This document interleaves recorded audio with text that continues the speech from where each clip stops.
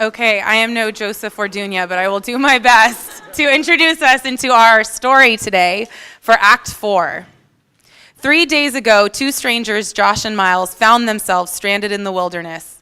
They're stuck with each other and trying to find a way home. In realizing they only have each other, Miles has allowed Josh to tell him the story. Josh started by telling Miles about the story of creation. He then walked Miles through the story of how brokenness entered the world. Along the way, Miles has hurt his arm in a minor fall while climbing. Josh has tended to Miles and helped him as they journey. Yesterday, Josh shared with Miles about how God is recruiting people to be a part of his resistance movement against evil. Miles was left in a place of frustration after talking about brokenness the day before, but started to catch on to the idea of being a part of a movement trying to restore the earth. Last night, Miles tossed and turned in his sleep as he continued to process the brokenness he sees in the world and the idea that God is leading a movement against it. His mind was racing and he did not get much sleep. As he walks with Josh today, his steps feel slow and he is battling through sleep deprivation and the continued recovery of his arm. We join with Josh and Miles as they are about to take a break for some rest on their long journey back to civilization.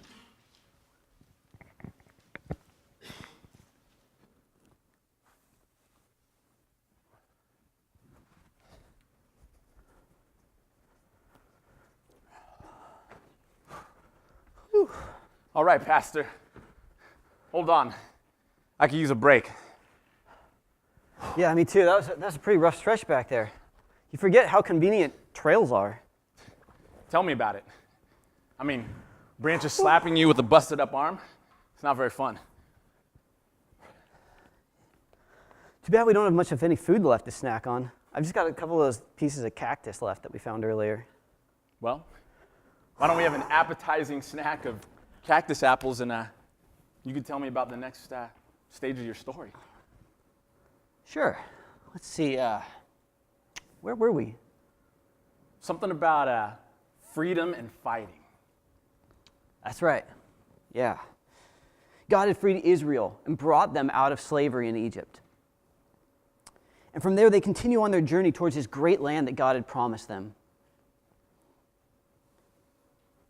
It was a land of abundance, a desirable place where they could thrive. And he holds their hand and he guides them all the way to the edge of the promised land. And they get there, and it is everything that God had promised them that it would be. And we see that he's fulfilled their promises, his promises to them to bring them to their new home. God has been faithful. So before they enter in, God kind of makes a new agreement, a new pact with them. Through this ancient, we'll call it a treaty, he commits to them. And he says that on the journey ahead, he's going to be with them in the same way as this wild journey that they've come out of slavery on. In this covenant, the Almighty God reaffirms to his people that he will go with them. He says, if you commit to me, I will go with you and I will be committed to you. He says, I will be your God and you will be my people. This is this great treaty where they align themselves together and they get on the same page. Kind of like smoking a peace pipe, right? Yeah, I guess so, something like that. He makes a commitment to them. They agree to walk in the same direction. They agree to be on the same page as if they smoked a pipe together. They've got each other's backs. They'll join together on this resistance movement and be committed together to bring blessing to the world. You know, I've been thinking about something since yesterday. I get this idea now about blessing and curse, but I feel like it's not very concrete. I mean, how are we supposed to uphold our end of the deal if we don't know what to do? I mean, I think that it's beautiful, that it's cool that God wants to commit to us. But I'm not exactly sure what it means to live how God wants us to live. I mean, can you explain that to me? Yeah.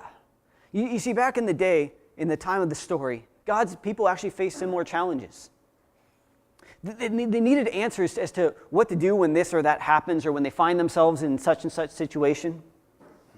They need help knowing how to live in healthy ways, physically, emotionally, relationally, spiritually, even financially. So God gives them all kinds of things to help them out. He gives them guidelines to care for their neighbor, how to care for an immigrant, how to protect the marginalized, how to deal with foreigners, what to do with these strange foreign gods. He gives them advice and structure for how to deal with marriage, health, finance, harvest, business, relationships, how to be a good parent, how to enact justice, and much more than that.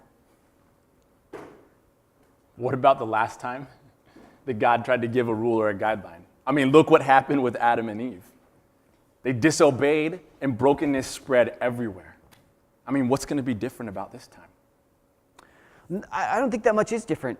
God is still trying to help them. As you said, look at what happened when they disobeyed, when they disregarded the advice he had given them. The rule wasn't arbitrary, it was for their protection. It was there to help them out. That wasn't the problem. The consequence of the thing that they did, despite the advice against it, was what the problem was. So these new rules or guidelines, they're there for the well-being of all involved. Now, often it seems for me like, I might be more prosperous or that I might be better off. I might have more fun if I disregard these rules. But then I wind up finding myself in trouble if I ignore them. You see, God's teaching takes into account everything and everyone, the well-being of all. These guidelines weren't there to be a thorn in our side. They're there to aid us on our journey. This was a great thing. Well, Pastor, I think this is a great start to your story today, but so I look out there, I see that we still have a lot of daylight left. Yeah. I think that maybe we should press ahead and you can continue to tell me your stories as we move along. All right. Let's see. So how are we going to get there? Come down here. Ooh, let's stay away from those animals over there. Are you See that? Are you sure, man? We're running low on food, man. They got away. That one looked pretty appetizing, though. Yeah. Too bad we lost the knife. How about this way? All right. Man, some trees and stuff. There's some trees and stuff over here. Come this way. I think we can get around here. Ooh, watch out for this one. Dude, how about these animals over here, dude? Uh-oh. I think we can. Nah, they don't look appetizing enough. Uh-oh.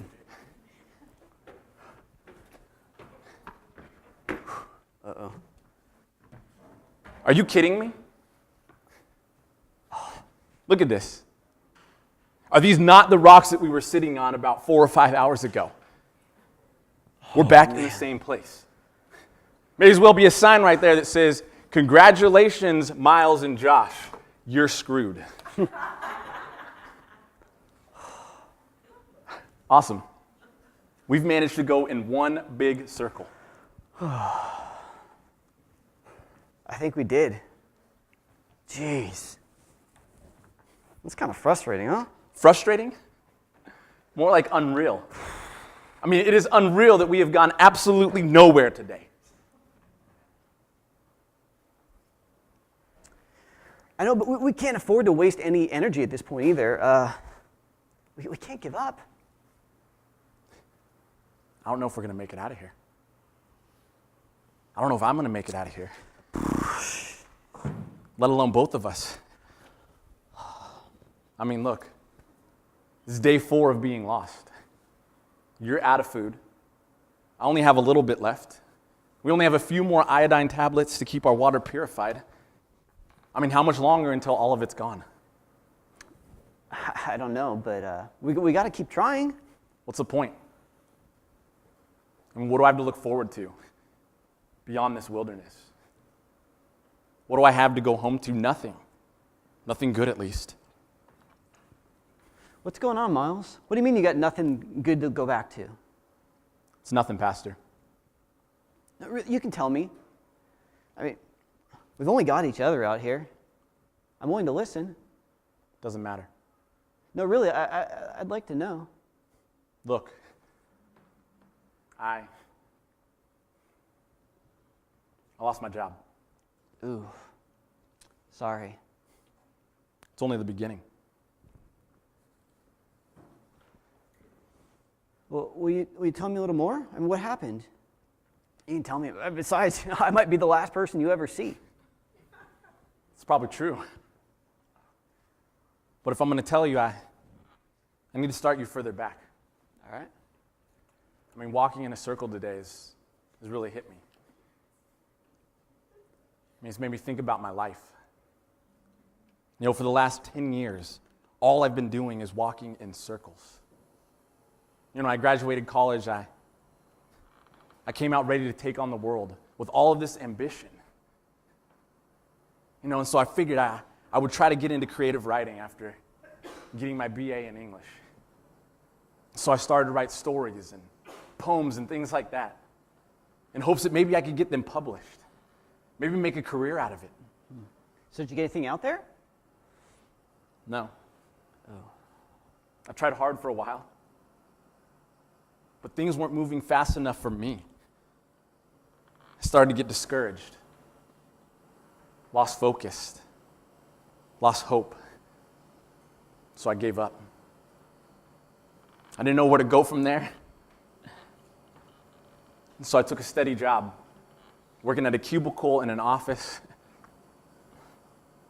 But after a few years, I got fired because I couldn't stand being in the same place all day long. You know, I started to get lazy. I started to show up to work late.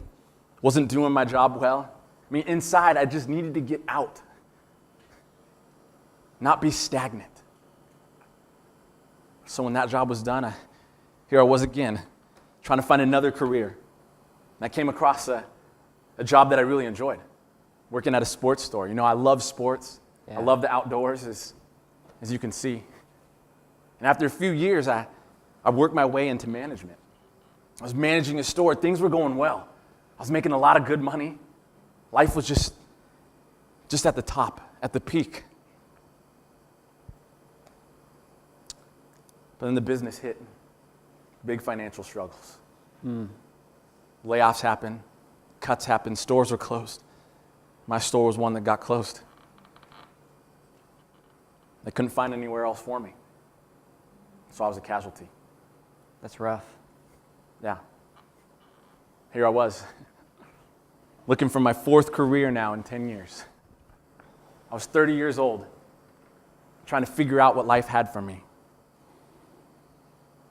You know, I was hoping that I could find a steady career, maybe get married in a few years.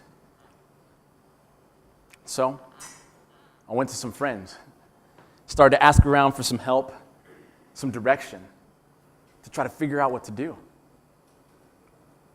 So my friend James came along. James said, "Why don't you look at teaching?" It sounded kind of interesting, and so Yeah. I went for it. I went back to school and I got my credential to teach high school English. You know, this gave me my opportunity to do two of the things that I love most. I got to write, and I got to hopefully take my passion and equip young people to love writing just as much as I did, to expose them to the beauty of writing, stories and poetry. So I landed a job at a local school. I fell in love with my job. I fell in love with teaching. I fell in love with my students, getting to know them, digging into their lives, beginning to help them. Like that student Matthias that we were talking about the other day and his family. But not long ago, something happened. I was hanging out at a local bar.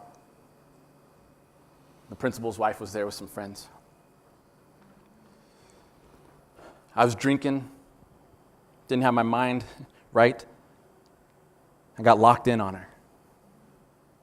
So I went over to have conversation and started having conversation for a while. Not meaning to, I went in to give her a kiss. It's not what I meant to do. But I let myself get too drunk that night. So she stepped away. I wasn't smart enough. I tried to go in for a second time. She slapped me and walked away. A couple days later, I found myself in the principal's office. I got fired for inappropriate conduct. My relationship with students, gone. My love for teaching at that school, gone. I know it wasn't smart. I know it was my fault. I know that it was a dumb move. You're right. It kind of was. Not the best move, man. That's your response? I mean, you're a pastor. Aren't you supposed to be offering me encouragement? Offering me forgiveness, comfort, or something like that? I'm just agreeing with you. You're right. You messed up. Thanks, Pastor. I'm not done, though. Yeah, you totally messed up. But your life's not over. I mean, didn't you come out here to kind of figure things out? Yeah.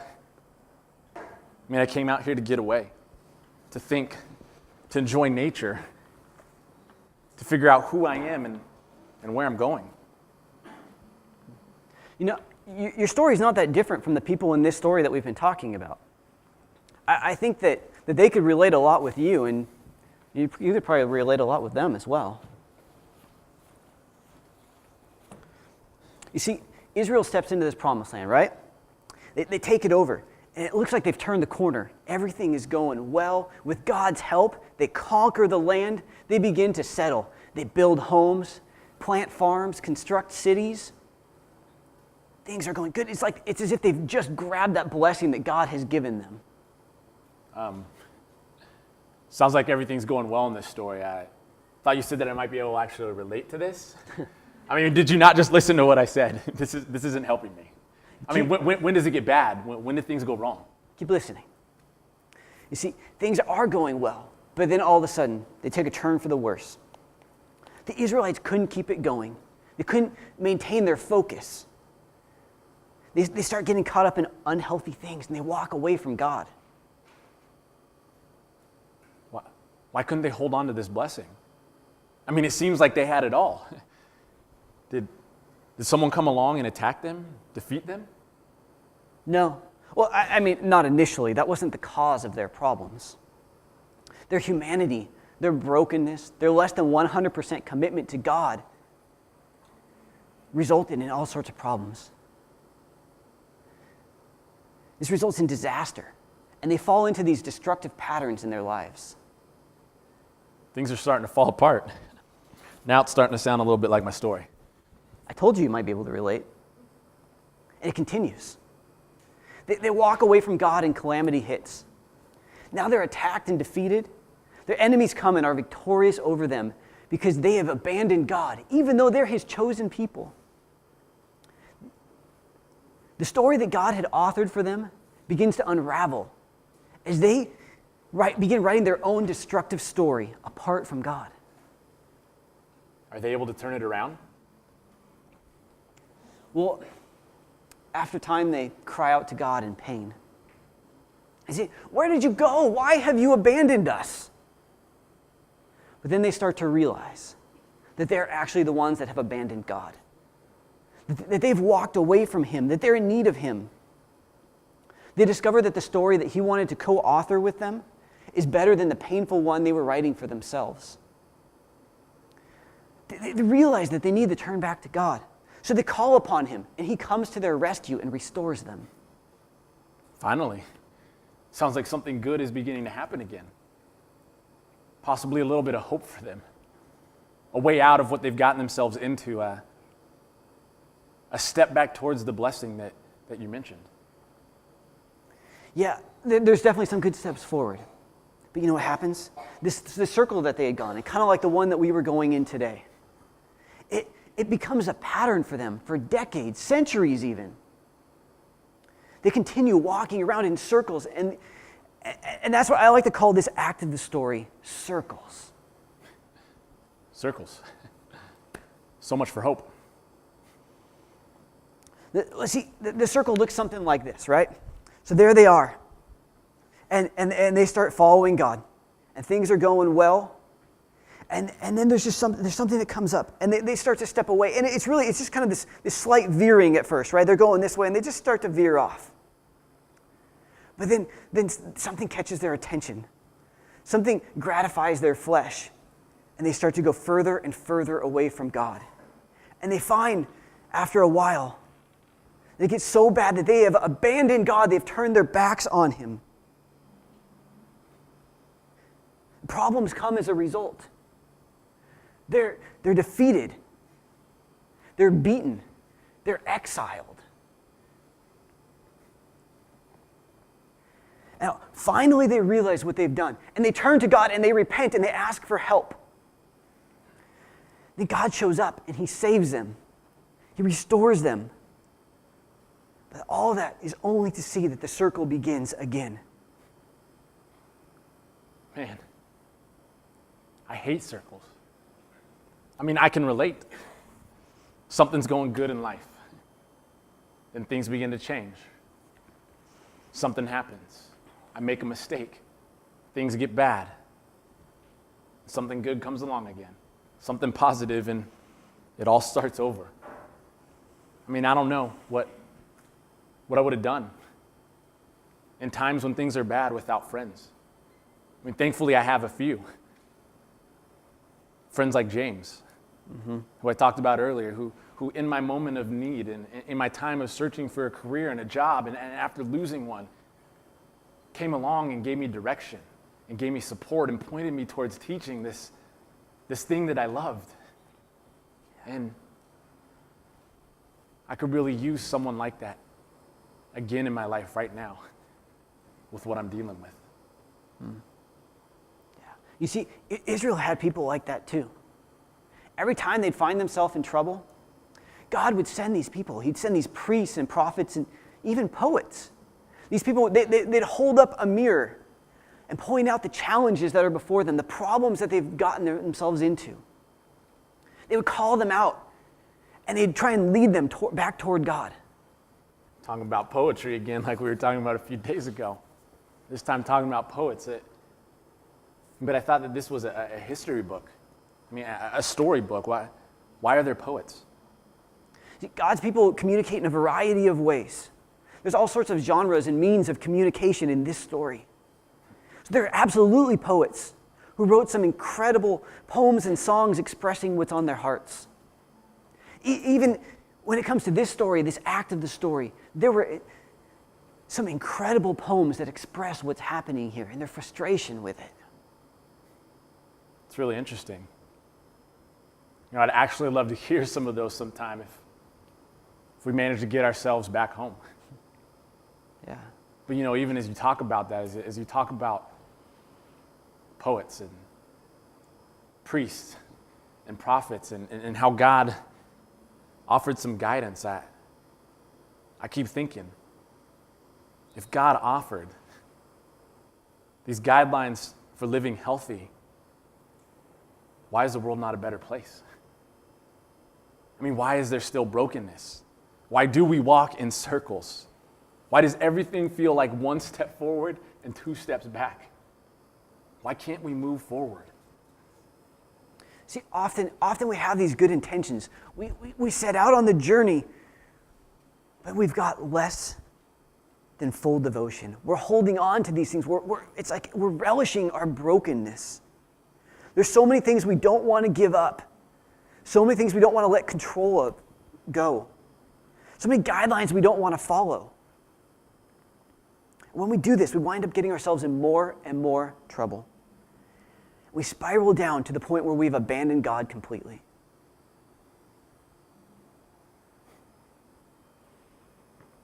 We've abandoned him?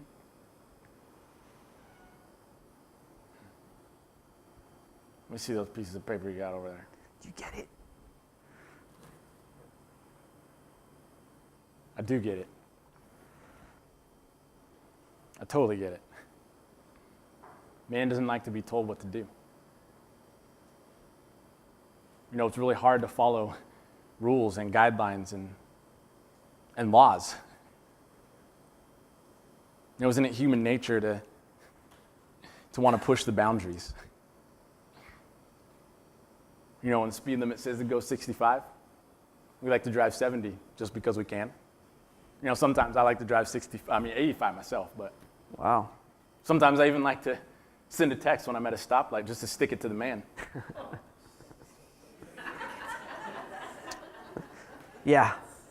We do like to push and challenge the limits that are given to us, don't we? And with human laws, more often than not, we could actually live up to them if we wanted. But with God's law, we find it hard to measure up. We can stay within human law, but still be very broken people, no? After Adam and Eve's mistake, we can fight for good. We can try and bless and not curse. But we find that now we've got this DNA that's flawed. And we just can't seem to do it. We can't seem to measure up. We fall short. Man, and Israel, and they know how to fall short. Time and time again, they fall short. Even after being restored, they abandon God over and over. Why do they keep messing up? Even after God has rescued them time and time again, do they ever learn? As I said before, they quickly forgot God after being rescued. They turned back to themselves, to their own way of doing things, their own distress. They start to tune out God until it gets to the point where they don't even hear him anymore. The irony of it all is that the more they abandon God, the more they assume that God has abandoned them. I know people like that. People that create all kinds of problems and then blame everyone else around them except for themselves. I mean, what a sad part of your story. From one perspective, yes. It's so sad. It's so tragic. This is this God that has done so much for them. He created everything for them. He just wants to be in relationship with them, and anything they need or want, he will do for them.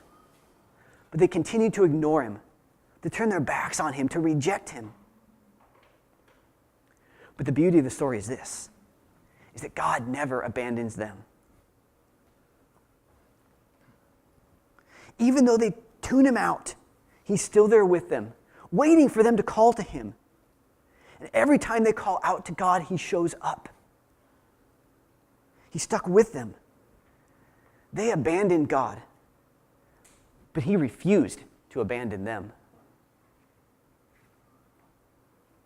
I don't know if I could do that.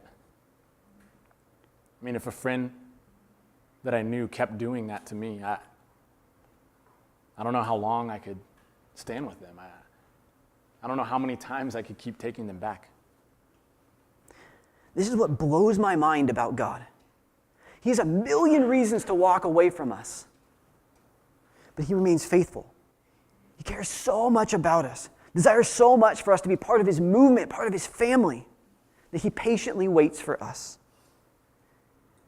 even when we don't want anything from him. Incredible. Now, that said, things actually got to the point where it was so painful for him that he actually appears to leave them for a bit, and it's as if he's giving them the silent treatment. He doesn't abandon them, but he stops speaking to them as if it's too painful for him. They had essentially made it clear to him that they don't want him. So he finally assents, but only for a time. He has not abandoned them, however. Even at this point, he gives them an indication, a hope, a promise that he will soon return and try again. A hope? Man, I wish we had a hope right now that we would actually get back home. I mean, I wish I had a hope that my life could actually be changed or even restored, but I'm not so sure that we have hope. See, here's the thing. As God goes silent, this hunger builds. People begin to crave God again. They begin to have this anticipation that he will return. See, the guidelines aren't enough. People continue in their circles and dig deeper and deeper ruts. They find themselves unable to measure up. But there's a hope that there's a better way to live, that God will return and put things to rights. They not only have a hope, but a promise that God will come to get them out of the rut. In fact, they should already be joyful. They should already be celebrating because this great thing is coming. This is where this act leaves off, that this thing is on its way that God will be faithful to the promise that his return is imminent.